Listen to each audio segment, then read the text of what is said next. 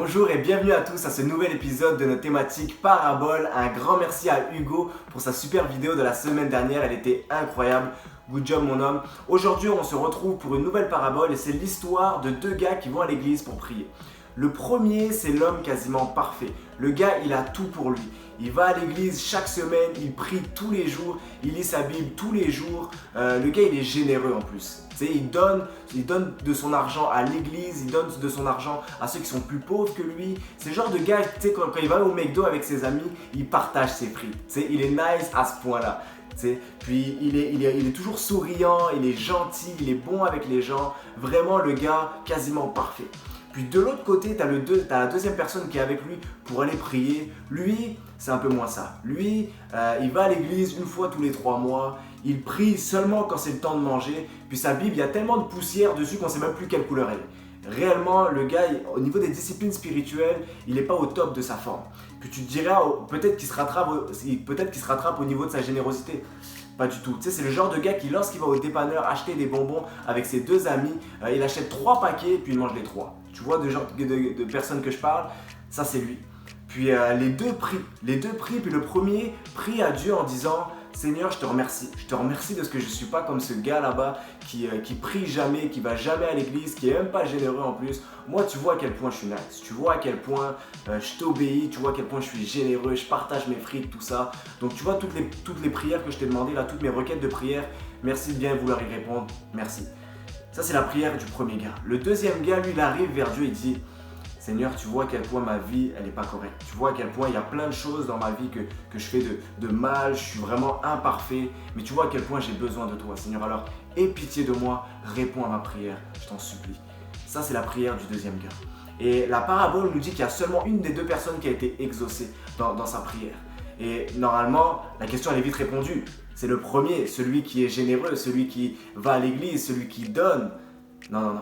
La Bible nous dit, le Luc 18 nous dit que c'est la personne qui est venue avec humilité devant Dieu. Tout simplement parce qu'elle ne s'est pas appuyée sur ses bonnes actions, elle ne s'est pas appuyée sur ses propres mérites pour obtenir quelque chose de la part de Dieu, mais elle s'est appuyée sur la grâce de Dieu, sur son amour à lui. Parce que du moment que tu as commis un seul péché, tu n'es plus en mesure de demander quoi que ce soit à Dieu basé sur tes mérites. Peu importe le nombre de bonnes actions que tu as fait.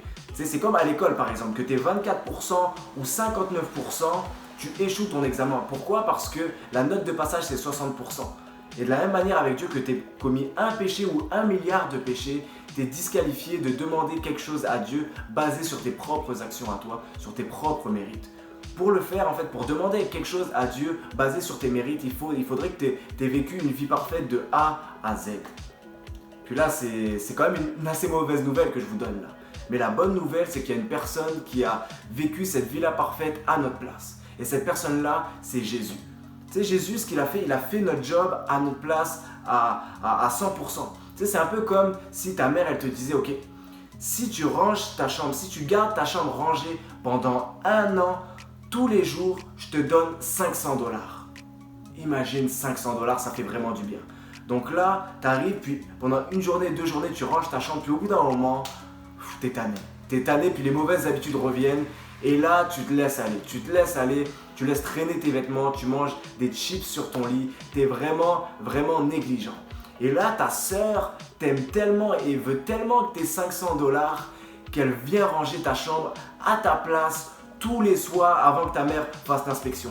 Ta sœur passe 2 heures à ranger ta chambre tous les soirs pendant 365 jours. Et à la fin de l'année, toi, tu bénéficies du 500 $ alors que tu n'as rien fait. Okay? Ta sœur a tout fait à ta place et toi, tu bénéficies quand même de la récompense. Et c'est ça qu'on a dans la vie chrétienne, c'est ça la foi chrétienne.